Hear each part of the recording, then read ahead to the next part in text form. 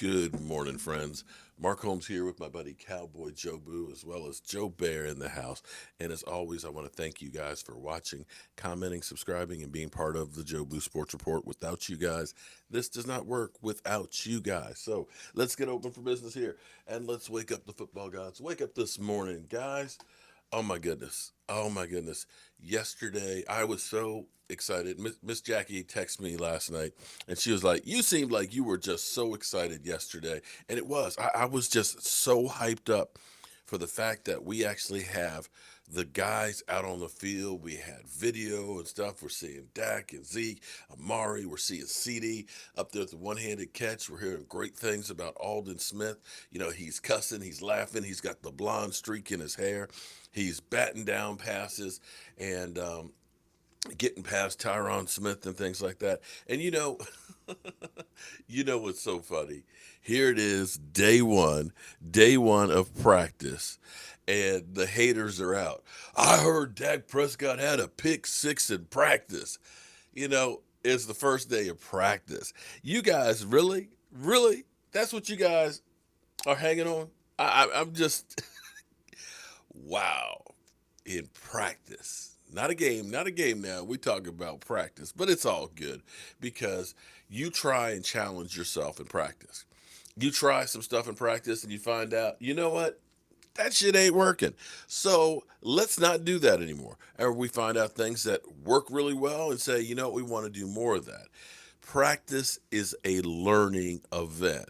Oh my God. But, haters go hate. But what's amazing is last night we had a wonderful time last night on our live stream. And you could feel the energy from everybody who was just excited about the thought of at least having football. I mean, we know now Ohio State is not going to be playing football this year, and we know that that's a big blow. And slowly but surely, all the dominoes are falling on college football. And if there's not a college football season, we need the NFL to definitely take up the slack, or else we will lose our mind. Um, Last night we did the drawing, boom, for the Dak Prescott shirt here. Pick and pop, pick and pop was the name drawn for that. And pick and pop, pick and pop. You got till tomorrow to get in touch with me. If not, we're going to go ahead and we'll redraw. So pick and pop was the winner last night. I posted on the community tab on there the winners. Mark Torres won a Joe Boo Get Philly mask, and Kevin G, not related to Kenny G, I don't know, but if you are, hey, send me some music. Ended up winning a draft glass. So we got to take care of you guys, the fans. So today, I don't know the schedule. They haven't put out the schedule, so I'm lost, or at least I've missed the schedule. So I don't know if they got practice today. I'm assuming that they do, and if they do, they're probably getting on the field here in about 50 minutes because it's hot in Dallas, and I'm happy that they're actually practicing outside because there's nothing like getting that good old sweat on. It's great being indoors in the facilities, the star, it's wonderful and all that. Or being out in Oxnard where it's like 70 degrees and things. You know what? I want you to sweat your ass off, okay? Get out there in the heat, get into the best condition that you can. Now, you know what's kind of amazing to me? You see pictures of Mike McCarthy, right? Mike McCarthy out on the field. He looks happy. He's just beaming. He's excited as can be. And he's used to the cold of Green Bay, right? We're talking about the ice bowl and everything else, the frozen tundra. Did you notice what that brother was wearing yesterday? He got long sleeves on. He is covered up, hat and everything. It's like, how are you not burning up, Mike? Mike, it's hot down here. Put on some short sleeves and some shorts or something. Come on, man. Come on, man. We don't want you to pass out from heat exhaustion out there. So, that's where we are, of course. And we're talking about practice. We're gonna cover it. They're gonna talk about every catch, every ball batted down, every block, and knock on wood. Hopefully, the team will stay healthy and corona free. So, as I was getting set up for my show last night, I was looking at Bleacher Report, and here was an article ranking the top 7 offenses in the NFL. Top 7, and I started going through it, and it was kind of interesting. Who they picked in the top 7 of offenses. And I want to go through this because, well, let's face it, we don't have anything yet for practice. And fortunately, there's no news about the Dallas Cowboys from last night, which I'm happy to report. There's no news. No news is good news. No injuries, nobody trying to sneak anybody in, nobody getting in trouble. I like that. So heading into the NFL season, the top 7 offenses in the NFL, okay? Honorable mention, the Titans, San Francisco, Detroit Lions. Number 7, Minnesota Vikings. Minnesota is definitely going to need a really good offense because they let go a lot of defensive players. Their defense is going to take a step back, truly take a step back. And I'm happy as can be that we've got Emer- Everson, Everson, Everson Griffin. Okay, I'm trying to do better. Understand, I have a little bit of a list and I suck at names. Everson Griffin, I'm excited about having him. He's got to pass 2 COVID tests before he can join the team, so he probably won't be on the field until hopefully Monday. Vikings. Now here's the interesting thing, because a lot of people are like, man, Kirk Cousins is a better quarterback than Dak Prescott. You know one thing that Kirk Cousins does? Kirk Cousins does in the fourth quarter has a tendency to have turnovers at the wrong time. I've seen it a couple of times at FedEx Field against their Cowboys. I remember the Washington football team. It's still hard to get that. The Washington football team being up by a score in the red zone, and literally if they make a field goal or touchdown, this game is over.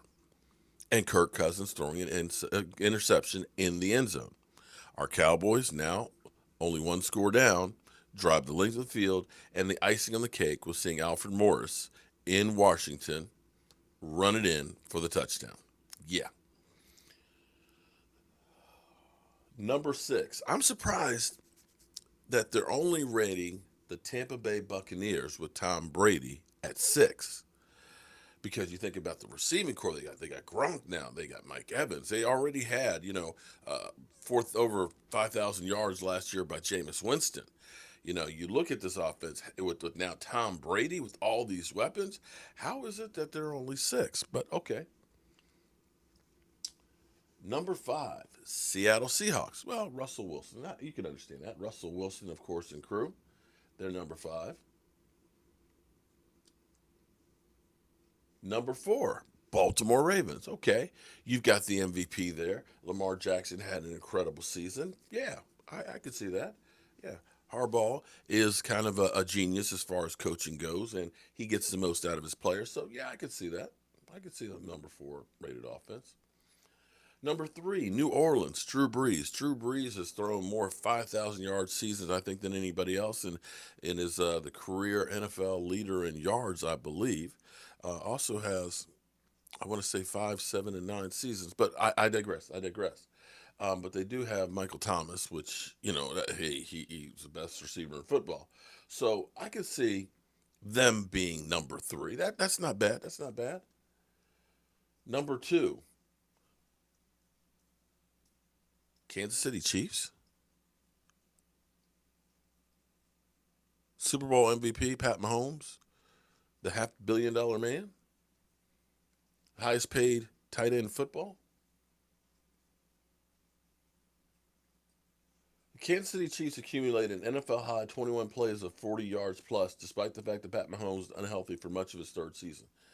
The 2018 MVP wasn't himself early in the year as a result of an ankle injury before missing time and racing back from a knee injury, but the Chiefs still led the AFC in yards per play at 6.2 while scoring the 5th highest total points in football. That's because of the offense was stacked beyond Mahomes and Tyreek Hill with packed with stars. Tyreek Hill, Travis Kelce, and pass catching course of Michael Schwartz, and highlights a strong offensive line. Rebounded magnificently down the stretch en route to the franchise's first Super Bowl in half a century. Wow. It averaged a ridiculous 39.0 points per game in the playoffs. So why aren't the Chiefs at the top spot? Guard Laurent and running back Damian Williams are cogs on the run have both opted out. Okay. Wait a minute.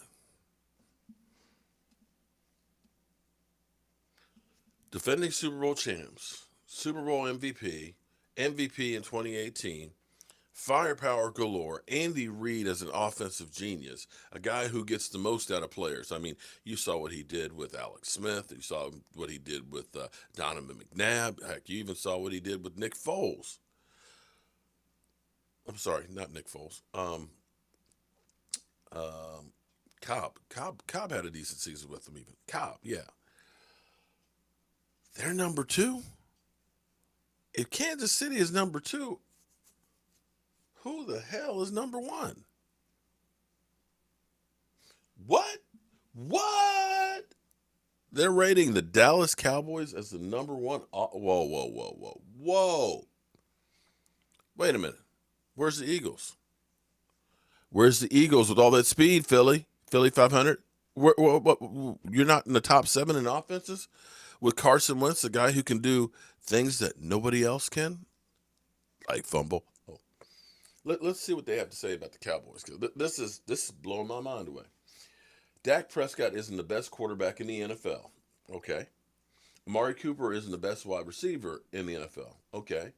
And Elliott arguably isn't the best running back in the NFL, but that at least is debatable. And following Travis Frederick's unexpected retirement, the Dallas Cowboys offensive line probably isn't the best in football either. Okay, I'll give you all those. But nobody has a three-headed monster like Prescott, Elliott, and Cooper. Wait, whoa, whoa, whoa, whoa. Are they trying to say that the quarterback is decent along with the wide receiver and the running back? Whoa, you got my intrigue right now. And when you combine that with the fact that the line remains stacked thanks to the presence of seven-time Pro Bowler, left tackle Tyron Smith, four-time first team All-Pro Zach Martin, you can see how the Cowboys actually have the most evenly spread elite offensive talent in the NFL. Wow. Under seemingly evolved new head coach Mike McCarthy, the Dallas offense could be unstoppable in 2020.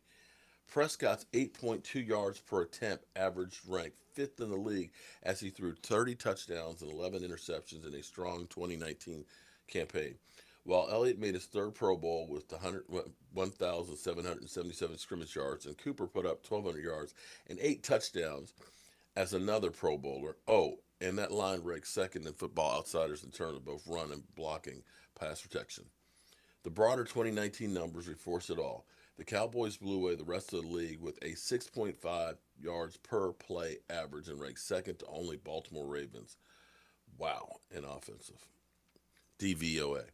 And we haven't even mentioned promising rookie first round pick, CeeDee Lamb. Yeah, Eagles. I know you guys wish you had him. And a complimentary pass catching weapon, Michael Gallup, who's also coming off an 1,100-yard season. It's an embarrassment of riches.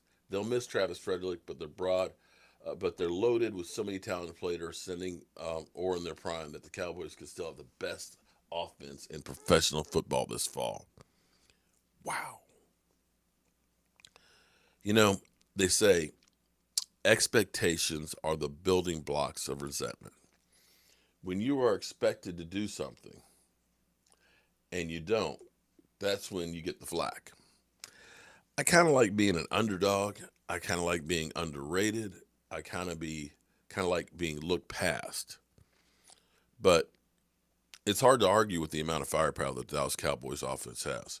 And we're going to find out if it was Jason Garrett or if it was Mike McCarthy. You're going to see hopefully something different this season. All right, y'all.